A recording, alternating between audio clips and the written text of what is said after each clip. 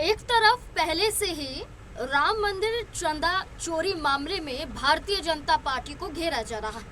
कहा जा रहा है कि वोट तो खूब बटोरे, लेकिन अब जब सच सामने लाने की बारी है तो भारतीय जनता पार्टी ने मुंह पर ताला लगा लिया।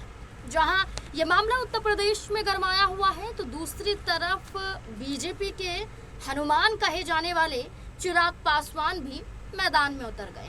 बिहार के बाद अब उत्तर प्रदेश के बाद अब उत्तर प्रदेश में चिराग पासवान के जरिए एक बड़ा बयान सामने आया है। बयान है कि हम उत्तर प्रदेश में सभी सीटों पर चुनाव लड़ेंगे, यानी कि उनकी पार्टी 403 सीटों पर चुनाव लड़ने के लिए मैदान में उतर चुकी है। तो क्या अपने ही गठबंधन को चुनौती चिराग पासवान दे रहे हैं? क्या उन्हें इस बात का विश्वास है कि बिहार में जिस दम पर बीजेपी को उन्होंने झुका दिया, उत्तर प्रदेश में भी वो बीजेपी को झुका देंगे, या फिर बीजेपी को झुकाने की बजाय उनका ही खेल बिगाड़ने के लिए हनुमान तैयार हो चुके हैं?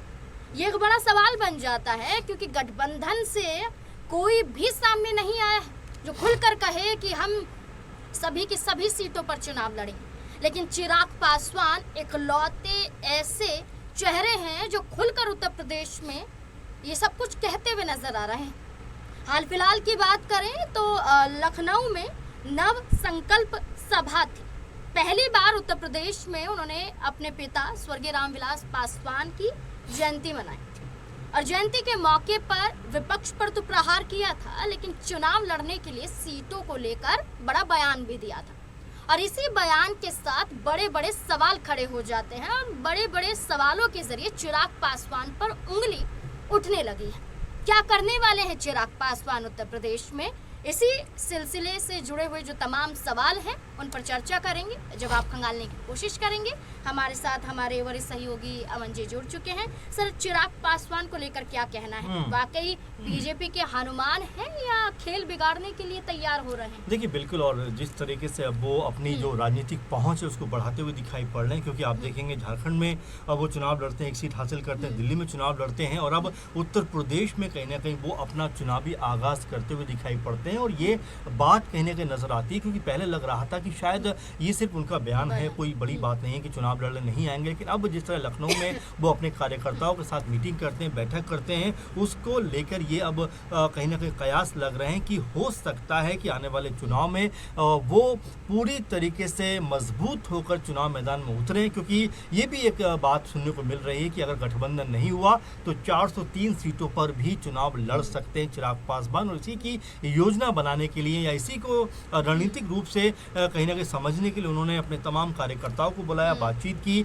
अब इस बातचीत का सार क्या निकलेगा? क्या जो बीजेपी के साथ में उनका गठबंधन रह पाएगा? क्योंकि दिल्ली में भी उन्होंने बीजेपी के साथ मिलकर चुनाव लड़ा, झारखंड में भी लड़ा, अब क्या उत्तर प्रदेश में भी वो बीजेपी के साथ जाएंगे? लेकिन नाज़मीन, यहाँ पर अगर समझें तो इसमें दो तीन बातें मोटी मोटी निकल कर सामने आती है कि चलिए चिराग पासवान उत्तर प्रदेश में आ तो गए, लेकिन यहाँ पर अगर सीटों का समीकरण हम देखें तो क्या बीजेपी उनको जो है उनके मन के मुताबिक सीटें देती हुई दिखाई पड़े? क्योंकि आप देखेंगे कि अगर हम 2022 की बात करें तो उस समय जयंत चौधरी और ओपी राजभर दोनों बीजेपी के साथ नहीं थे।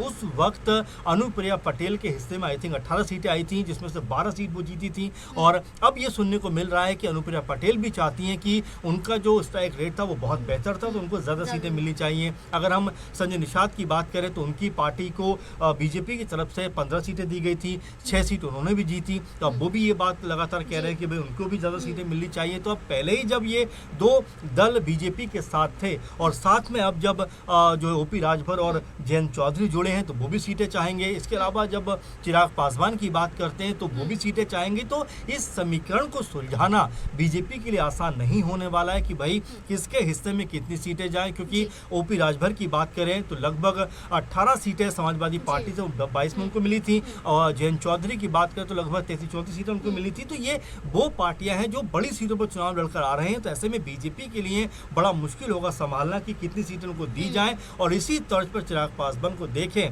तो बैठक करते हुए तो दिखाई पड़ते हैं, रणनीति बनाते हुए तो नजर आते हैं, लेकिन महत्वपूर्ण सवाल कि अगर बीजेपी के साथ वो गए तो आखिर उनके हिस्से में कितनी सीटें आएंगी और जितनी सीटें आएंगी क्या उसके ऊपर वो राजी होते हुए दिखाई पड़ेंगे? अगर राजी नहीं हुए तो एक बड़ा खेल उत्तर प्रदेश में होता हुआ दिखाई पड़ सकता है। बिल्कुल, गठबंधन की बात की जाए तो वाकई सर ने कहा कि गठबंधन में और दल भी हैं और जी। वो दल हैं जो इस बार बीजेपी के साथ मिलकर चुनाव में उतर रहे हैं, तो उन्हें भी सीटें जाहिर तौर पर चाहिए होंगी अपने मन मुताबिक। अगर चिराग पासवान दूसरे राज्य से आते हैं, अपनी पार्टी को उत्तर प्रदेश में मजबूत करना चाहते हैं और सीटों की मांग करते हैं, तो क्या उतनी सीटें चिराग पासवान को मिल पाएंगी?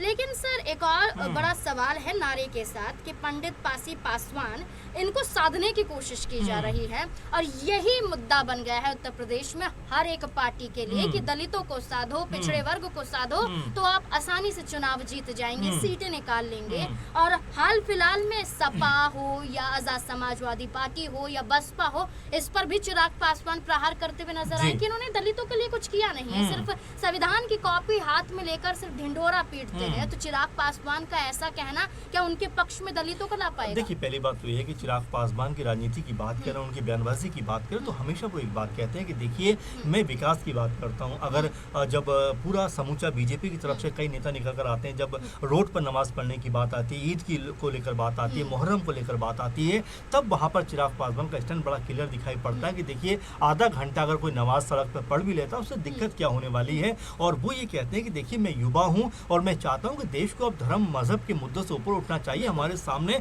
कई विकेट जो है जो मुद्दे हैं, युवाओं को रोजगार देना है, बेहतर शिक्षा प्रणाली बनानी, मतलब एक तरीके से विकास की बात चिराग पासवान करते हुए नजर आते हैं। और वहीं जब उत्तर प्रदेश में वो आ रहे हैं तो क्या विकास के मुद्दों पर वो राजनीति करेंगे? क्योंकि आपने जो बात कही कि दलित को साधने का प्रयास चिराग पासवान यहाँ पर कर सकते हैं, क्योंकि दलित उत्तर प्रदेश में लगभग 22% के आसपास हैं। तो ऐसे में चाहे जो बीएसपी है, चाहे आज़ाद हैं, चाहे सपा है, चाहे कांग्रेस है, सब लोग अपना अपना हक जताना चाहते हैं और उसी तर्ज पर अब बीजेपी भी लगातार दलित समुदाय को साधने का प्रयास कर रही है। तो ये वोट बैंक जो है वो किस तरफ जाएगा, ये अपने आप में बड़ा सवाल है, क्योंकि मुस्लिम और दलित जो हैं एक बड़े कह सकते हैं कि जो गेम चेंजर होते हैं उनके रूप में देखे जाते हैं, क्योंकि मुस्लिम समुदाय भी लगभग 18-20% के आसपास उत्तर प्रदेश में है। तो जाहिर बात है कि सबकी निगाहें इस जो कह सकते हैं दलित और मुस्लिम का जो कॉम्बिनेशन उनके ऊपर लगातार बना रहता है कि 40-42 वोट है दोनों का मिला जुला कर, अगर ये हमारे हक में आता है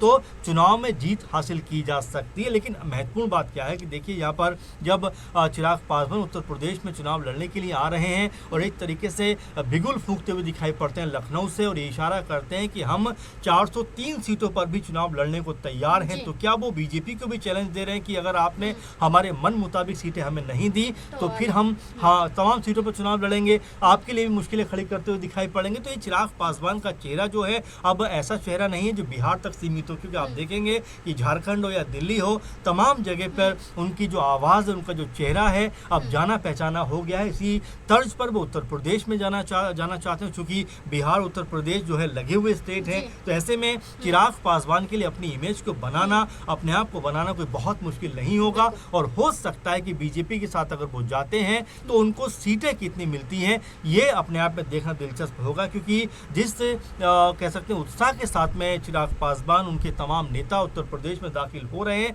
तमाम रणनीतियां बना रहे हैं, उसको देखकर तो ऐसा लगता है कि वो कम सीटों पर राजी नहीं होंगे। और अगर ऐसा नहीं हुआ, यानी उनको अधिक सीटें नहीं दी गई, तो क्या वो सब सीटों पर चुनाव लड़ेंगे? अपने आप में उत्तर प्रदेश का जो राजनीतिक माहौल है, खासकर बीजेपी के लिहाज से देखें तो अब उनके लिए कहीं ना कहीं मुश्किलें खड़ी करता हुआ दिखाई पड़ सकता है, क्योंकि तमाम दल अब उनके साथ में हैं। इन दलों को साधना, सीटों का बंटवारा करना मेरे ख्याल से बीजेपी के लिए आसान नहीं होने वाला। बिल्कुल, अपने आप को युवा सांसद, युवा मंत्री कहने के साथ साथ उनकी पार्टी के जरिए बिहार में खूब नारे लगाए गए कि मुख्यमंत्री की कुर्सी तो चिराग पासवान को मिलनी चाहिए, लेकिन कामयाब उनकी पार्टी नहीं हो पाई। सम्राट चौधरी का नाम आगे आ जाता है, लेकिन इसके बाद अब उत्तर प्रदेश में सीटों को लेकर बड़ा बवाल बीजेपी गठबंधन में छिड़ सकता है।